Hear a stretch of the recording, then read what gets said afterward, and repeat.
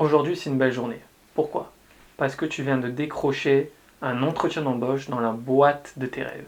C'est la chance de ta vie, tu t'es super bien préparé pour cet entretien. Tu connais ton CV de A à Z et tu sais comment te mettre en avant. Par contre, petit problème, tu ne sais pas comment t'habiller pour passer cet entretien d'embauche. Mais pas de panique mon gars, c'est là que j'interviens. Salut à tous, c'est Ilan et aujourd'hui je vous donne des conseils pour bien s'habiller pour votre entretien d'embauche.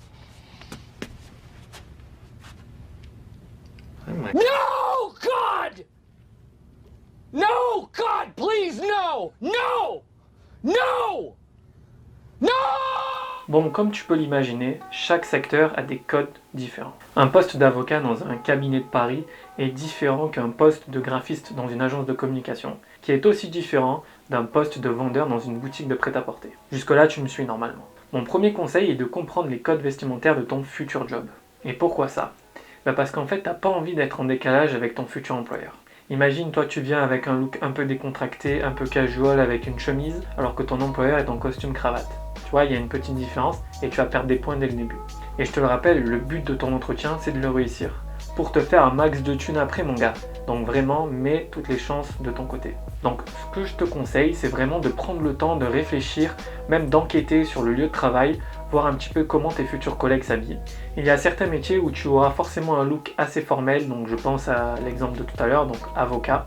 Ici, t'as pas vraiment la place d'exprimer ta personnalité à travers, je sais pas, des chemises à fleurs par exemple, tu vois, ça serait un petit peu bête et inapproprié à ton lieu de travail. Par contre, il y a d'autres emplois, comme par exemple, travail dans une agence de communication, où là, vraiment, véhiculer ta personnalité, c'est vraiment un super atout. Donc voilà, tu réfléchis au code vestimentaire de ton futur lieu de travail, tu essayes d'enquêter un petit peu pour savoir comment s'habillent les gens là-bas, et ensuite tu suis ces codes-là, mais tout en apportant une touche de personnalité, c'est super important. Can you confirm that the straps are tight? Yes. Bon, entre toi et moi, est-ce que tu portes un blouson en laine en été? Bien sûr que non. C'est pareil pour ton entretien d'embauche, choisis des vêtements qui sont adaptés à la saison en cours. La première raison, c'est d'éviter de suer comme un phoque. La deuxième raison, c'est d'éviter d'être tétanisé par le froid. Il ne faut pas oublier que ton objectif, c'est vraiment de faire une bonne impression.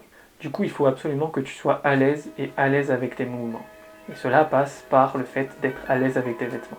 En été, par exemple, ce que je te conseille, c'est vraiment de porter des vêtements avec des matières légères et respirantes, un peu comme le lin, par exemple.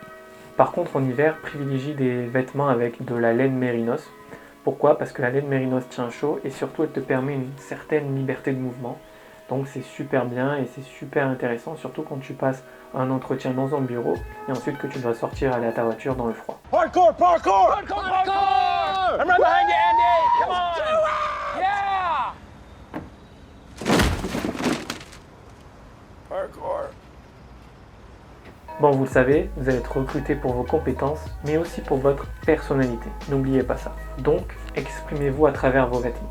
Mais pas trop non plus. Portez des couleurs que vous aimez, mais évitez quand même les couleurs qui sont trop pétantes. Je pense notamment au rouge, au jaune, ça il faut oublier. Choisissez plutôt des couleurs sobres et neutres. Je pense notamment au bleu clair, au bleu foncé, au blanc aussi. Vous conserverez une certaine forme d'élégance en portant ce type de couleur. Faites-moi confiance. Portez des accessoires. Portez une belle montre qui est en adéquation avec votre tenue. Tu vas passer un entretien dans un cabinet d'avocat, tu viens en costume, tu es super bien préparé, mais par contre tu mets une G-Shock au poignet. Ça va pas là, ça va pas, je peux pas vous aider si vous faites ça. Là c'est pas possible.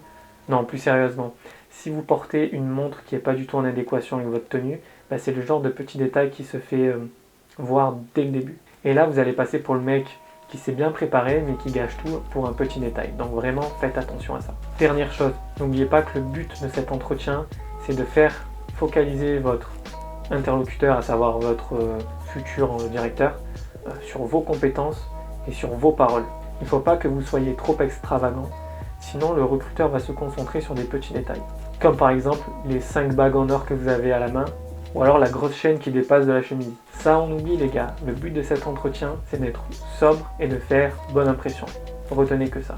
Bon allez, on va terminer cette vidéo, je vais vous présenter quelques looks que j'ai trouvés sur internet et que je trouve sympa pour passer un entretien d'embauche. N'oubliez pas de me suivre, c'est super important, d'activer la petite cloche et de laisser un petit pouce bleu pour le référencement de la vidéo. Ça me ferait énormément plaisir, donc je compte vraiment sur vous. Bon allez, je vous laisse avec les différents looks. Moi je vous dis à très bientôt pour une prochaine vidéo. Ciao tout le monde.